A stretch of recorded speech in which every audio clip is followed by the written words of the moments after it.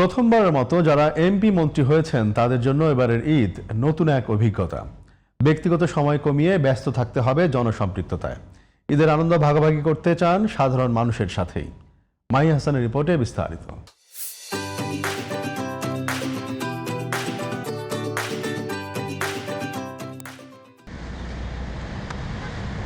ত্রয়োদশ জাতীয় সংসদে প্রথমবার সংসদ সদস্য নির্বাচিত হয়েছেন 227 জন, আর প্রথমবারের মতো মন্ত্রী প্রতিমন্ত্রী হয়েছেন 40 জন। তাদের কাছে এবারের ঈদ যেন নতুন এক অভিজ্ঞতা। আগের মতো পরিবার পরিজনের সঙ্গে নির্ভর সময় কাটানোর সুযোগ কম।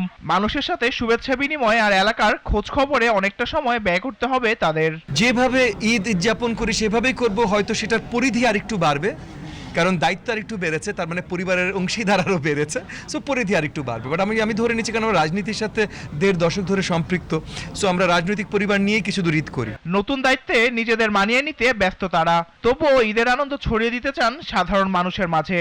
ঈদে যাব আমার ভোটারদের সাথে, আমার এলাকার সাধারণ মানুষের সাথে, তাদের ঘরে ঘরে গিয়ে বাড়িতে গিয়ে যতটুকু পারি খোঁজ খবর নিব, তাদের সাথে বসে সেমাই খাবো, এতটুকু।